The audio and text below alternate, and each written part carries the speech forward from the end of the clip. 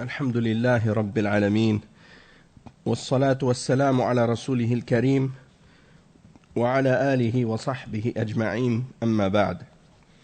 On commence aujourd'hui le cours 46 dans l'explication de Sharh Manzumat al-Adab de l'imam al-Sheikh al-Mardawi rahimahullah avec les commentaires de Sheikh Salih al-Fawzan hafidhahullah ta'ala. Et on est toujours dans le chapitre au sujet de les règles qui ont rapport avec les principes qui ont rapport avec l'héritage et également le fait de faire prononcer au malade qui est mourant, de lui faire prononcer la shahada, et les règles au sujet de la visite des cimetières. Et on est arrivé maintenant à l'explication d'un vers dans lequel le Cheikh al-Mardawi il dit wa yushra'u lidhukrani زور مقابر ويكره في أولى المقال لنهدي. Donc Cheikh al-Fawzan il explique ce vers. Il dit زيارة القبور مستحبة للرجال لقوله صلى الله عليه وسلم زوروا القبور فإنها تذكر بالآخرة. والغرض من زيارة القبور أمران. الأمر الأول تذكرة الآخرة تذكر الآخرة والاعتبار بأحوال الموتى فإن هذا يلين القلب وينبه من الغفلة. والأمر الثاني الدعاء للميت والاستغفار له وهذا ينفع الميت.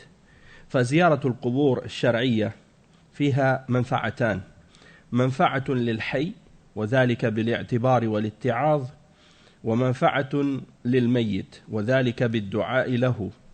أما الزيارة التي يقصد منها التبرك بالأموات والاستغاثة بالأموات والتمسح بالقبور فهذه زيارة شركية أو زيارة بدعية شركية محرمة، كما يفعله عباد القبور الذين يزورون الأضرحة والذين يزورون الأضرحة لطلب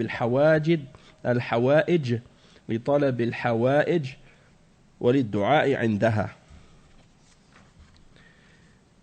Donc ici, le cheikh il explique premièrement que la visite des cimetières, c'est quelque chose qui est recommandé pour les hommes, puisque le prophète sallallahu alayhi wa sallam a mentionné dans un hadith authentique de visiter les tombes parce qu'elles vous rappellent de l'au-delà. Et dans d'autres narrations, elles vous rappellent de la mort. Et donc le but de visiter les cimetières ou de visiter les tombes, c'est deux objectifs. Le premier, c'est de nous rappeler de l'au-delà et de la mort et de prendre des leçons, de méditer sur la finalité de la vie et sur le fait que chacun d'entre nous va mourir, dans le but d'adoucir le cœur et de faire en sorte que on soit attentif et qu'on sorte on quitte notre insouciance vis-à-vis de la vie et de l'importance de se préparer pour l'au-delà. Et le deuxième objectif de la visite des cimetières, c'est de faire des invocations pour les morts et demander pardon pour eux. Et ça, c'est quelque chose qui est profitable pour le mort, à condition, bien entendu, que ce soit des musulmans, parce qu'on n'a pas le droit de faire des doigts ou de demander pardon pour les morts qui sont morts dans le kufr ou dans le shirk. Et le cheikh explique ici que dans la visite donc des cimetières, il y a deux bienfaits. Un premier, c'est le bienfait pour le mort, puisque en fait, le cheikh il mentionne le vivant en premier. Donc il dit il y a un bienfait pour le vivant, c'est le fait de pouvoir justement réfléchir et prendre une leçon de le fait que tout le monde va mourir et le fait de se rappeler de la mort, ça amène beaucoup de bienfaits, puisque ça amène les gens à prendre la vie plus au sérieux et à profiter justement de ce qui reste de la vie pour faire des bonnes œuvres et pour se préparer pour l'au-delà et pour notre jugement au jour de la résurrection. Donc ça, c'est le premier bienfait, qui est le bienfait pour les vivants. Tandis que pour le mort, il y a un bienfait aussi, et c'est que lorsque une personne visite les cimetières, eh bien, il va faire des invocations pour les musulmans, qui sont morts et demander à Allah Azza wa Jal le pardon et la miséricorde pour eux, et ça c'est un bienfait pour eux. D'accord? Et en ce qui concerne d'autres types de visites des cimetières ou des visites des tombes qui sont faites de la part de certains individus qui sont en contradiction avec l'islam et en contradiction avec la sunna et qui visitent les tombes au lieu de visiter les tombes pour réfléchir sur la mort ou bien pour faire des invocations pour les morts, eh bien eux ils visitent les tombes dans le but de chercher de la tombe une bénédiction, comme si la tombe et le mort étaient une source de bénédiction et que les morts pouvaient aider les vivants dans leurs problèmes et qu'on pouvait les appeler au secours, leur demander de l'aide ou chercher d'eux la guérison. Hein?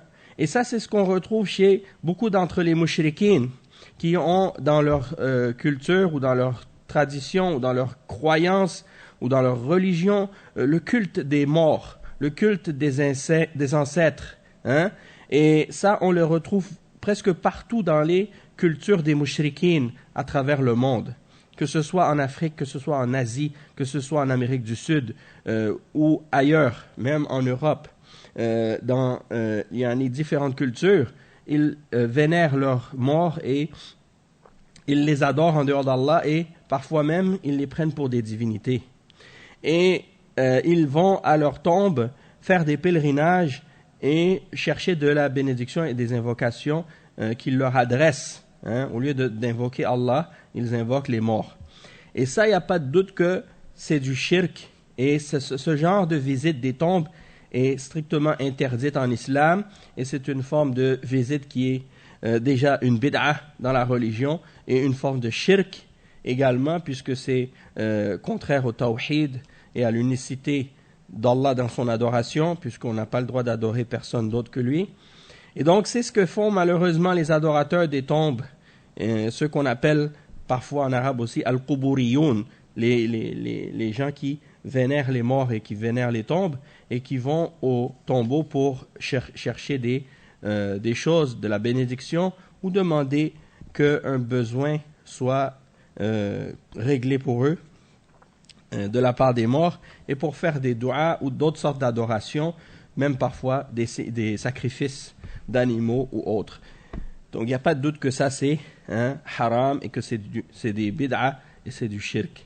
Ensuite le cheikh il explique, il dit وَكَذَلِكَ النِّسَاء لَا تَجُوزُ لَهُنَّ زِيَارَةُ الْقُبُورِ كما في حديث ابن عباس لعن الله صلى الله عليه وسلم لعن رسول الله صلى الله عليه وسلم زوارات القبور والمتخذين عليها المساجد والسرج واللعن يقتضي أن هذا الأمر كبيرة من كبائر الذنوب وقرنها بالذين يتخذون المساجد على القبور والسرج فدل على تحريم زيارة النساء للقبور لأن المرأة ضعيفة ربما إذا رأت قبر قريبها أنها تتسخط وتجزع ويظهر منها منكر في الزيارة من النياحة وغير ذلك وأيضا المرأة عورة وإذا ذهبت إلى القبور ربما يصادفها الفساق ويحصل المفاسد فالمرأة يحرم عليها زيارة القبور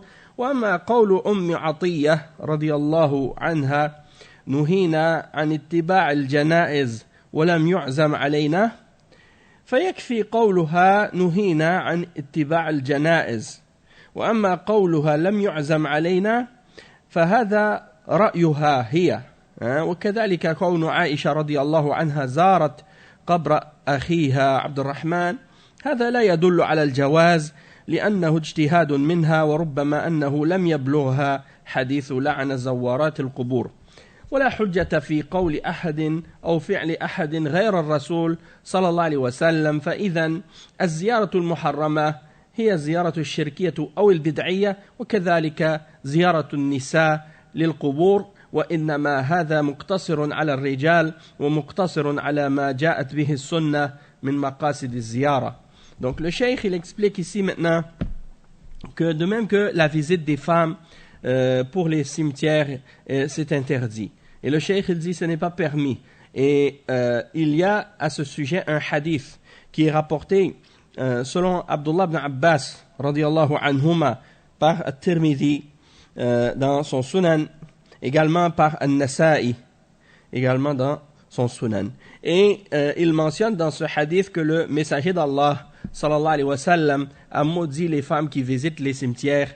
Et il dit également celles qui prennent ou ceux qui prennent qui construisent sur les tombeaux des lieux de culte, hein, et qui construisent également ou bien plutôt qui éclairent les cimetières avec des lumières ou avec que ce soit des chandelles ou d'autres lanternes, hein, que c'est interdit en islam d'éclairer les cimetières, et c'est interdit également en islam de construire quoi que ce soit sur la tombe, hein, ou l'endroit où la personne a été enterrée.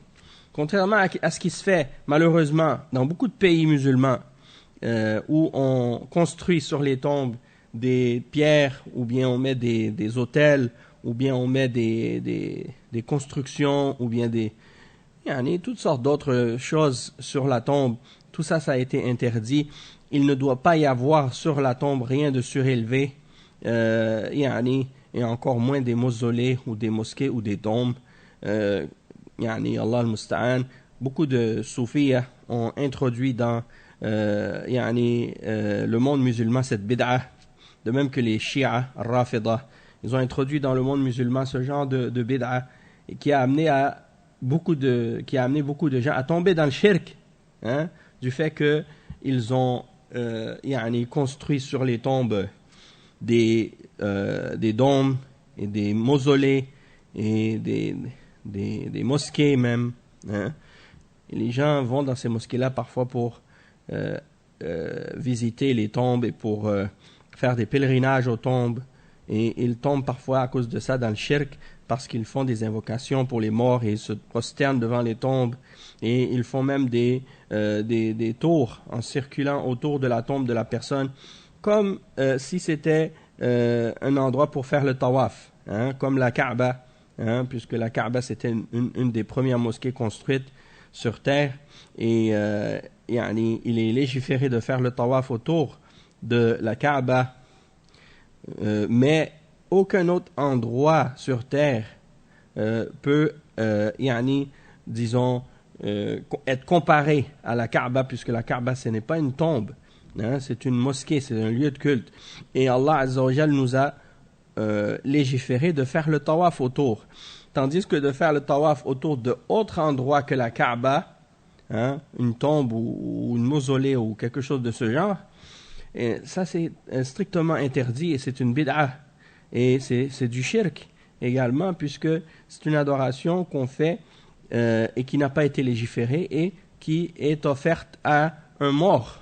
Donc ça c'est Allah al-Musta'an, quelque chose d'extrêmement grave qui fait même sortir une personne de l'islam. Allahu al-Musta'an. Donc, en ce qui concerne la question de la visite des femmes pour les cimetières, le prophète sallallahu alayhi wa sallam a donc maudit les femmes qui le font, et la malédiction implique que ce péché-là fait partie des kaba'ir, c'est-à-dire des grands péchés, parmi les grands péchés, et il a associé ce péché-là avec le fait de construire des lieux de culte sur les tombes et d'éclairer les tombes. Et donc ça, c'est une indication que la visite des cimetières pour les femmes est une chose interdite. Et la raison que le cheikh a mentionnée, ou parmi les explications que le cheikh a mentionnées, c'est la faiblesse de la femme. Lorsqu'elle voit la tombe, il est possible qu'elle ne sache pas comment se retenir à cause de la tristesse qu'elle ressent, et qu'elle ne soit pas capable de s'empêcher de se fâcher ou de se mettre en colère ou de se plaindre vis-à-vis de ce que Allah a prédestiné plutôt de ce malheur-là qui est arrivé du fait qu'elle a perdu son proche. Également, le fait que il se peut qu'il y ait également de la part de certaines femmes des lamentations, hein, et des cris, et bien entendu, ces choses-là sont interdites. De même que parfois certaines femmes, à cause de la douleur et de la tristesse, elles vont jusqu'à parfois même se déchirer leurs vêtements ou même de se griffer les joues et de déchirer leurs vêtements et même de s'arracher les cheveux parfois. Tout ça, c'est des choses de la jahiliya et c'est des choses interdites qui, malheureusement, se produisent encore parfois. Et également, le cheikh, il mentionne du fait que la femme, elle est awra, c'est-à-dire qu'elle doit se couvrir et lorsqu'elle va dans ces endroits-là, elle pourrait rencontrer certains pervers et il pourrait y avoir des méfaits à ce que cette femme-là se trouve à cet endroit-là à cause de ça. Donc le cheikh, il dit il est donc interdit pour la femme de visiter les tombes. Parce que c'est des endroits isolés, parfois c'est pas fréquenté, et si la femme il va et qu'elle se retrouve seule à cet endroit-là et qu'il s'y trouve des gens mauvais ou des gens pervers, eh bien il pourrait y arriver, il pourrait y avoir quelque chose qui lui arrive à cause de ça. Et en ce qui concerne maintenant le cheikh, il répond à certains arguments de la part de certains des ulama qui mentionnent ou qui considèrent que ce n'est pas interdit, parce que c'est vrai que à ce sujet, c'est-à-dire au sujet de la question de l'interdiction de la visite des cimetières pour les femmes, il y a divergence d'opinion chez les ulama. Toutefois, le cheikh, il mentionne les arguments de ceux qui le permettent, et parmi l'exemple qu'il a cité, c'est la parole de Atiyya radiyallahu anha lorsqu'elle a dit nous avons été interdites de visiter les tombes et puis ensuite plutôt nous avons interdit de suivre les funérailles et elle dit ensuite walam yu'zam alayna, en voulant dire c'est pas quelque chose qu'on nous a c'est-à-dire c'est pas quelque chose qu'on nous a imposé de façon ou c'est pas quelque chose qu'on nous a interdit de façon déterminante ou de façon comme si en voulant dire on ne nous l'a pas interdit strictement. Et le cheikh, lui, il répond à ça en disant que premièrement il est suffisant de voir que dans le hadith elle dit on nous a interdit de suivre les funérailles. Il dit le cheikh, ça c'est suffisant pour établir que c'est pas permis. Et en même temps lorsqu'elle dit ça ne nous a pas été interdit strictement, en voulant dire c'est pas quelque chose qu'on a insisté là-dessus par rapport à nous les femmes, eh bien le cheikh il répond en disant que ça c'est uniquement son opinion personnelle. Ensuite il mentionne un autre argument, ceux qui disent que c'est permis pour la femme de visiter les cimetières.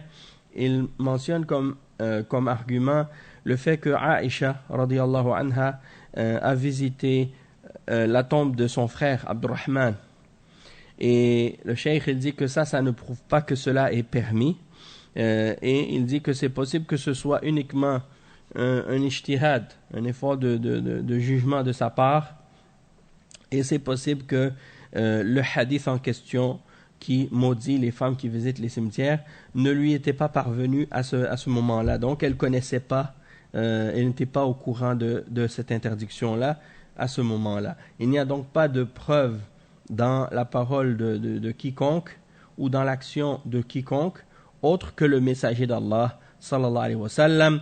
Et donc la visite qui est interdite en islam des cimetières, c'est la visite dans laquelle il y a du shirk ou dans laquelle il y a des bid'ah, ou la visite des cimetières de la part des femmes, et donc c'est quelque chose qui est strictement limité aux hommes, qui est permis uniquement aux hommes et permis uniquement ou limité uniquement à ce qui est rapporté dans la sunna, parmi les objectifs de la visite. Ensuite, le cheikh il mentionne, Cheikh al-Mardawi, dans l'explication du vers suivant. Il dit وَيُهْدِي إِلَيْهِمْ مَا تَيَسَّرَ فِعْلُهُ مِنَ الْبِرِّ وَالْقُرْآنِ يَنْفَعُ مَنْ هُدِي وَمَا قَدْ رُوِيَ عِنْدَ al-Mazuri bi qawlihi. Bon, ça, on va l'expliquer après. Ça, c'est l'autre vers qui vient après. Le cheikh, il explique ici. Il dit هذه مسألة إهداء ثواب الأعمال إلى الأموات. هذه مسألة فيها تفصيل. وما ثبت الدليل بإهدائه فإنه يهدى. وذلك مثل الصدقة عن الميت، مثل الحج عن الميت، العمرة عن الميت، الدعاء للميت. كل هذه أمور ثبت بها الدليل. وإذا تقبلها الله فإنها تنفع الميت ويصل ثوابها إليه. أما ما لم يرد به دليل فإنه لا يجوز فعله، كأن يقرأ له القرآن ويستأجر مقرؤون يقرؤون ويهدون ثواب الختمات له في رمضان أو في غيره. هذا مبتدع لا دليل عليه. وإن كان بعض الفقهاء يقول كل قربة فعلها كل قربة فعلها وجعل ثوابها لمسلم حي أو ميت نفعه ذلك. نقول هذه القاعدة ليست مسلمة. ما ثبت به الدليل فلا بأس، وإلا فالأصل أن عمل الإنسان له. قال تعالى وأن ليس للإنسان إلا ما سعى وأن سعيه سوف يرى. الأصل أن العمل أجره للعامل، ولا يخرج عن هذا الأصل إلا بدليل. فما لم يثبت به دليل فلا نفعله، وهذا هو الصواب في هذه المسألة. Donc le cheikh il explique ici que il parle parce que le cheikh al-Mardawi il mentionne ici le fait de donner aux défunts, d'offrir aux défunts ce que tu peux comme bonne action et également récitation du Coran. Donc on avait déjà expliqué dans le cours précédent que le fait d'offrir aux morts la récitation du Coran, que ça ne fait pas partie des choses qui ont été légiférées d'offrir aux morts. Le cheikh il détaille la question. Wa alaykoum salam wa rahmatullah. Le cheikh il mentionne des détails à propos de cette question-là. Il dit le fait de donner la récompense des œuvres aux morts, c'est une question à laquelle il y a des détails à clarifier. Et il dit s'il y a quelque chose qu'on peut donner qui est établi avec une preuve de la charia, alors dans ce cas-là on a le droit de le donner ou de l'offrir aux morts. Et comme exemple de ça, le fait de donner une sadaqa pour le mort, ou le fait de faire le hajj pour le mort, ou le fait de faire la umrah pour le mort, ou de faire des du'as pour le mort. Ça, c'est des choses sur lesquelles il y a des preuves établies sur la légitimité, le fait que c'est permis d'offrir ces actions-là pour le mort, ou de faire ces actions-là dans le but d'offrir la récompense aux morts. Et si Allah Azza wa Jal accepte de cette personne, eh bien ce sera profitable aux morts. Et la récompense lui parviendra,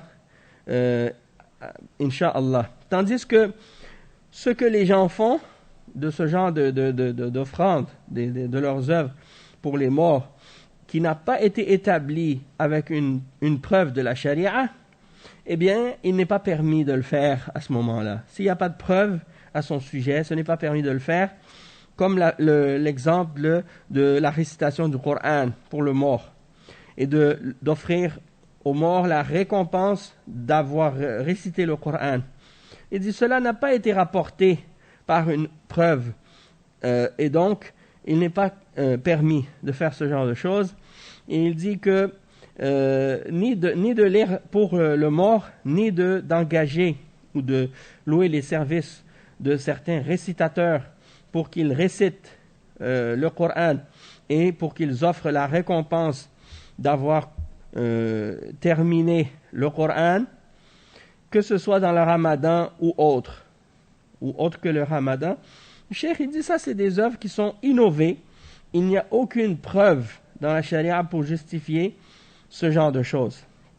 Il dit malgré que certains parmi les fuqaha ont mentionné comme règle que tout acte qu'on peut faire pour se rapprocher d'Allah et dont on offre la récompense à un musulman vivant ou mort, eh bien ça lui sera profitable.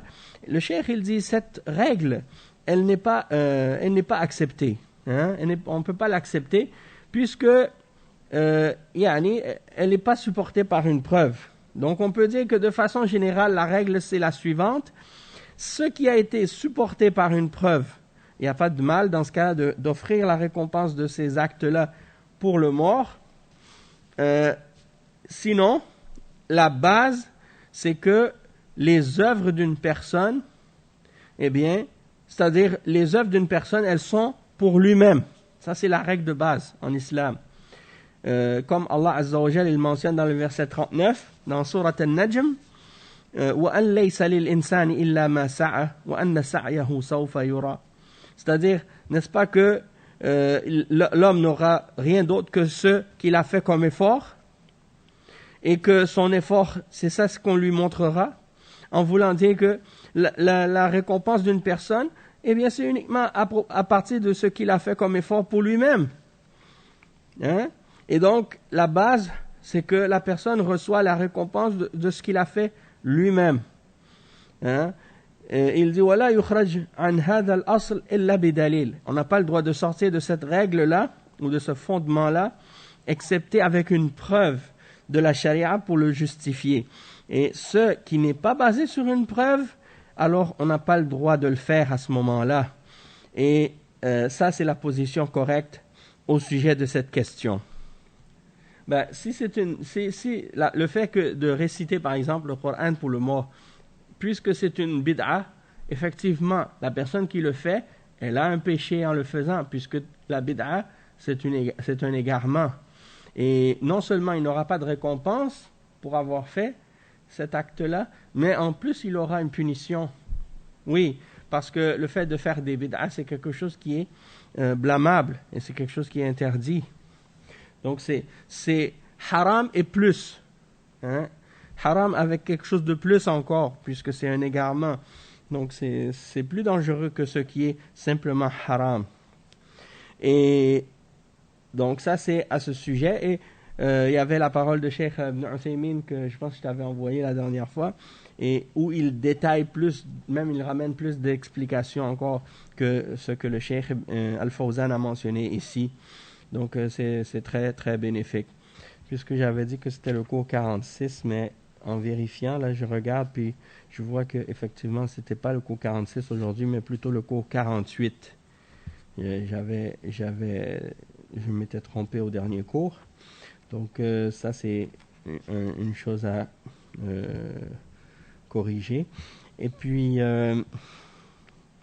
donc maintenant on a expliqué par rapport au fait d'offrir la récompense de nos œuvres pour le mort. On a expliqué que si c'est des exemples de ce qu'on a mentionné, comme ce que le cheikh a dit, pour offrir par exemple la récompense d'une sadaqa, ou du hajj, ou de la umrah, qu'on fait pour le mort, ou bien des du'as, ça c'est légiféré. Mais en dehors de ça, il n'y a rien d'authentique. Il n'y a rien de rapporté à ce sujet. Et ensuite, le cheikh il dit, Cheikh Al-Mardawi, il mentionne le vers suivant. وما قد روي عند المزور بقوله كم مرسل قد جاء فيه ومسند. Donc ça, le cheikh il l'explique ici, et on va essayer de terminer le chapitre aujourd'hui, Inch'Allah. Le cheikh il dit إذا زار القبور فإنه يدعو ويستغفر للميت. كان النبي صلى الله عليه وسلم إذا مر بالقبور يستقبل الأموات بوجهه ويقول السلام عليكم يا أهل القبور من المسلمين والمؤمنين وإنا إن شاء الله بكم لاحقون يرحم الله المستقدمين منا ومنكم والمستأخرين اللهم لا تحرمنا أجرهم ولا تفتنا بعدهم واغفر لنا ولهم. فإذا مر بالمقبرة يستحب له أن يقول هذا. وإذا زار ميتا مخصصا فإنه أيضا يسلم عليه ويدعو له وينصرف وليس لزيارة القبور وقت معين بل متى زارها في أي يوم حصل المقصود فالذين يخصصون الزيارة بيوم معين ليس عندهم دليل على هذا وإنما هو استحسان منهم والنبي صلى الله عليه وسلم قال زوروا القبور ولم يحدد يوما ما قال زوروها يوم الجمعة زوروها يوم العيد وما أشبه ذلك مما يظنه بعض الناس وهذا كلها ليس لها أصل. Donc le cheikh il dit en ce qui concerne le fait de visiter les tombes, eh bien on va là-bas et on fait des du'as pour les morts. Et le prophète sallallahu alayhi wa sallam, lorsqu'il passait près des tombes et près d'un cimetière, il se tournait vers les morts, vers les tombes, et il faisait une invocation pour les morts. Et dans cette invocation-là, comme c'est rapporté par l'imam Muslim, il disait Assalamu alaykum aux habitants des tombes, aux habitants des cimetières, parmi les musulmans et les croyants. Et si Dieu le veut, nous vous rejoindrons bientôt. Et que Allah fasse miséricorde à nous et à vous, à ceux qui nous ont précédés et à ceux qui viendront plus tard. Et il dit ensuite, ô Allah, ne nous prive pas de leur récompense et ne nous éprouve pas après eux et pardonne à nous ainsi qu'à eux. Donc ça c'est le dua qu'il faisait lorsqu'il allait dans les cimetières. Il est recommandé de dire ce dua, tandis que si quelqu'un visite un mort en particulier, comme un proche par exemple, il est légiféré dans ce cas-là de lui faire le salam, de faire le salam, et d'invoquer pour la personne et de s'en aller. Et le cheikh explique qu'il n'y a pas un moment spécifique ou un temps spécifique pour visiter les cimetières ou visiter les morts. Tu peux le faire lorsque l'occasion se présente et peu importe le jour. C'est ça, c'est l'important. Parce qu'il y a des gens qui s'imaginent qu'il y a un jour particulier dans lequel il est recommandé de visiter les cimetières, par exemple. Et donc, le cheikh, il dit, ces gens-là n'ont pas de preuve pour dire ça. Il dit, le cheikh, c'est juste quelque chose que eux ils pensent être bon. Mais le prophète sallallahu alayhi wa sallam a dit de façon générale, visiter les cimetières. Il n'a pas spécifié un jour particulier. Il n'a pas dit, par exemple, le jour du vendredi ou le jour de Eid ou des choses de ce genre, contrairement à ce que certaines personnes s'imaginent. Et il n'y a pas de référence ou de preuve au sujet de ça. Non, en fait, comme tu dis, c'est ça. Il n'y a pas vraiment une considération spécifique ou particulière à cela. Puisque le prophète sallallahu alayhi wa sallam, comme on l'a mentionné tout à l'heure, il a mentionné une des raisons pourquoi on visite les cimetières, c'est pour se rappeler de l'au-delà. Et donc, à n'importe quel moment où on va y aller, on peut obtenir ce bienfait-là. Ce n'est pas spécifique à un moment, même si dans certains jours, on sait que certaines adorations ont plus de valeur que d'autres. Mais en ce qui concerne la visite des morts, en particulier, ça, c'est pas spécifique à cela, puisque un des objectifs principaux, c'est de se rappeler de l'au-delà. Et l'autre raison pourquoi aussi on va visiter les morts, le cheikh il a mentionné, c'est pour faire des duas pour les morts, pour demander pardon pour eux et pour demander la miséricorde pour eux. Et ça, on peut le faire n'importe quand. Et on peut le faire même à distance. C'est-à-dire, c'est pas obligé d'être là, sur place, pour le faire. Donc, si on va visiter le cimetière, eh bien, il y a un bienfait pour nous là-dedans, et il y a un bienfait pour le mort là-dedans, comme le cheikh l'a expliqué tout à l'heure. Le bienfait pour nous, ça nous adoucit le cœur, ça nous rappelle de l'au-delà. Et l'autre bienfait qui est le bienfait pour le mort, c'est qu'on va faire des doigts pour la personne, demander pardon pour elle et la miséricorde. Et donc ça, c'est n'importe quand. Il n'y a pas un jour dans lequel il y a plus de mérite de le faire que d'autres. Wallahu a'lam. Wa iyyakum, inshallah.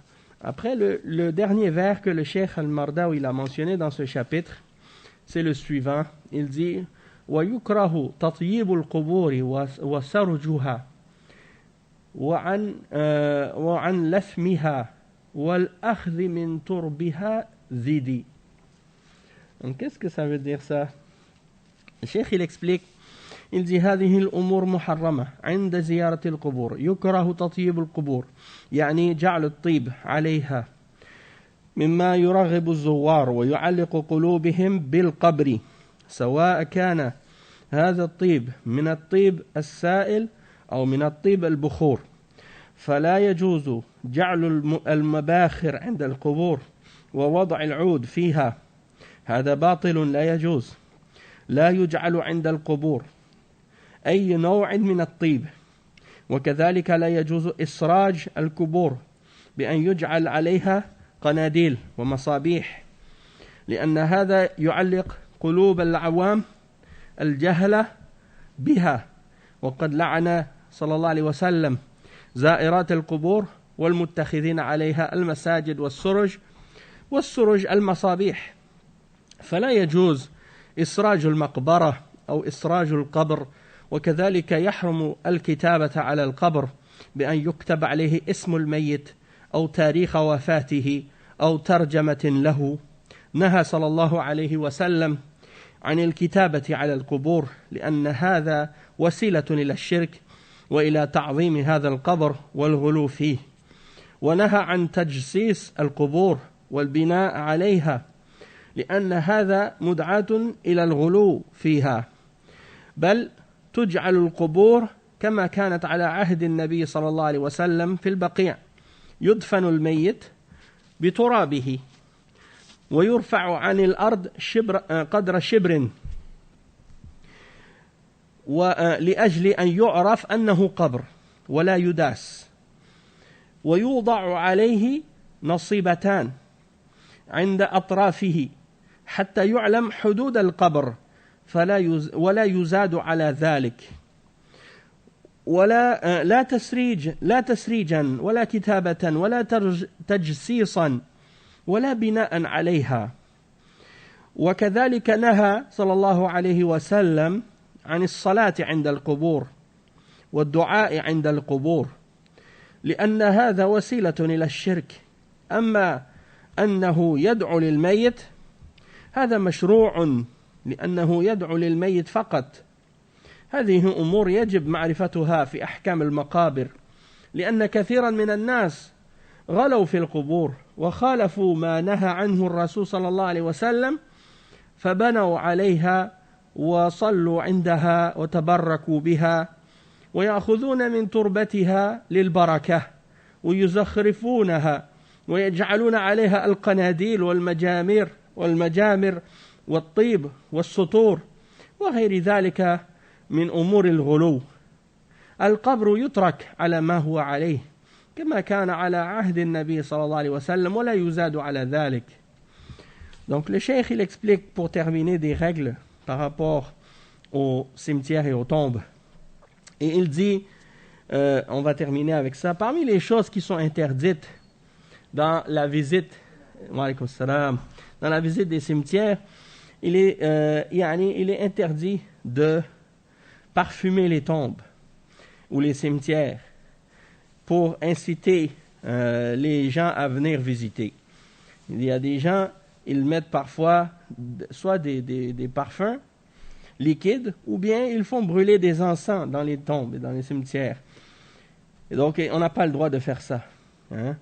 Ni avec le oud, ni avec n'importe quelle autre sorte de parfum. Il dit, il n'est pas permis non plus d'éclairer les tombeaux, soit avec des chandelles, ou avec des lanternes, ou avec n'importe quel autre éclairage. Il dit parce que le cœur des gens du commun, il s'accroche aux tombes à cause de ça.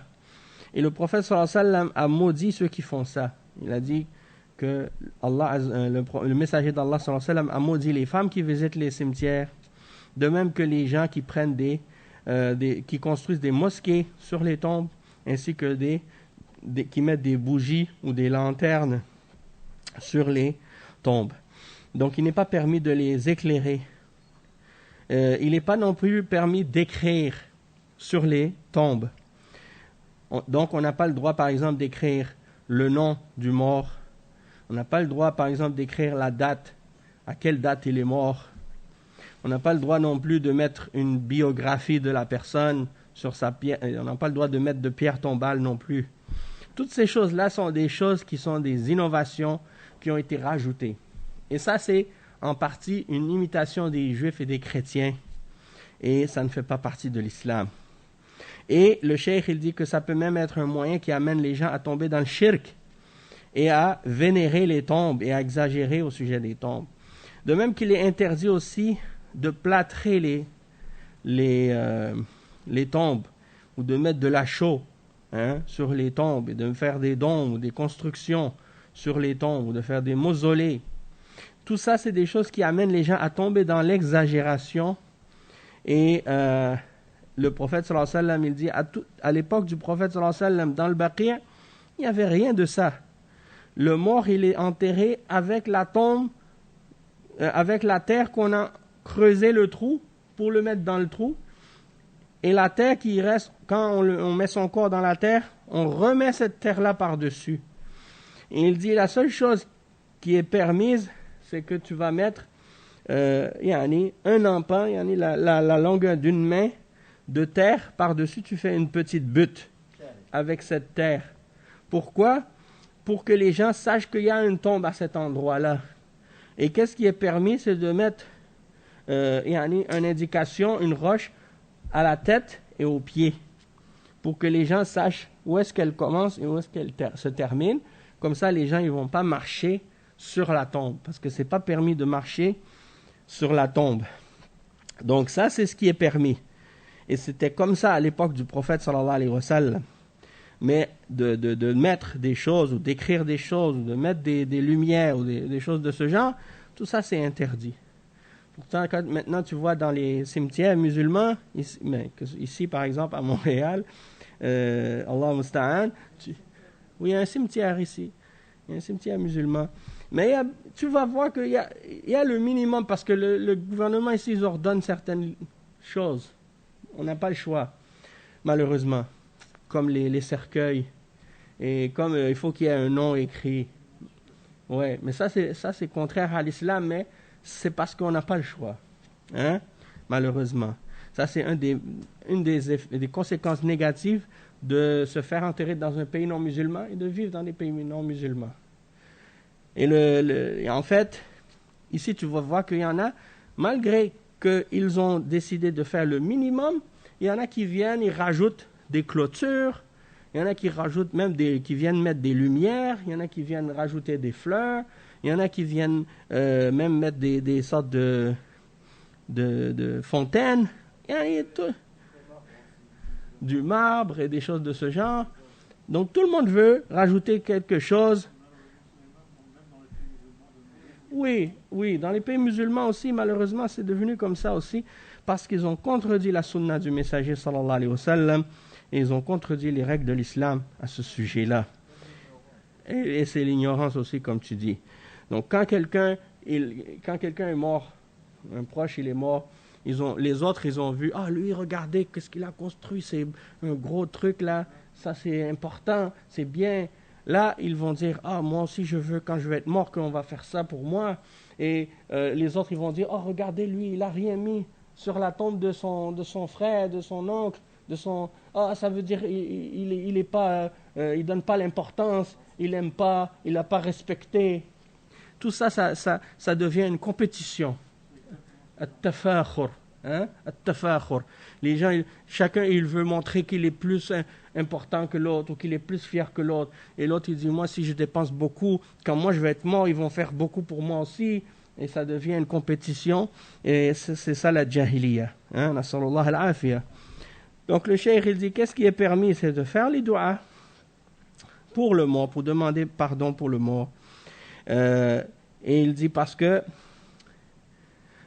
ça c'est légiféré, mais de faire des doigts de façon générale, d'aller spécifiquement dans la tombe pour faire des doigts, ça c'est pas légiféré. C'est-à-dire que le cimetière, c'est pas un endroit pour aller faire des doigts. Ça peut même amener les gens à faire du shirk, et au lieu de demander pardon pour le mort, les gens ils vont demander aux morts. Et donc ça c'est dangereux. Après le cheikh il dit, les musulmans, ils disent ça c'est obligatoire de connaître ces règles-là. Il dit parce qu'il y a beaucoup de gens qui sont tombés dans l'exagération à propos des tombes et ils ont contredit ce que le messager sallallahu alayhi wa sallam a interdit à ce sujet-là et ils ont fait des bâtiments sur les tombes et ils ont cherché la baraka dans les tombes et ils ont même pris parfois la terre de la tombe comme si c'était une terre bénie, il y a de la baraka là-dedans. Ils mélangent ça avec de l'eau, après ils se lavent avec parce que c'est la tombe du wali. Et il y en a d'autres, qu'est-ce qu'ils font? Ils vont faire plein de décorations sur la tombe, des chandelles, du parfum, des rideaux. Il y en a plein d'exemples comme ça. Le cheikh dit ça, c'est du rouleau, c'est de l'exagération. Il dit la tombe elle doit rester telle qu'elle, comme c'était à l'époque du prophète sallallahu alayhi wa sallam.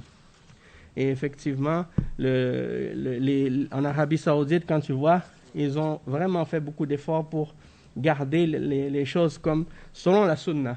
Tu vas dans le Baqi', tu vois, c'est comme ça. Tu vois rien. Et même dans d'autres villes de l'Arabie, même à Riyad, par exemple, là où il y a les rois qui sont enterrés, les rois depuis des générations, hein, leur cimetière, tu vois, les tombes, il n'y a pas une différence entre la tombe du roi, puis la tombe du boulanger et la tombe du mécanicien. Tout le monde, c'est la même tombe. Dans ce cas-là, qu'est-ce qu'il fait? Il va faire une dua de façon générale, peu importe où il va être. De toute façon, Allah Azza wa Jal, lui, il sait où il est. Hein? Et peut-être même ses os sont décomposés complètement. Il est devenu de la terre. Allahu Alam. Moi, je ne suis pas au courant de ça. Mais je sais que quand j'ai vu, par exemple, dans le Baqi', il y a des gens qui se font enterrer là-bas depuis des siècles.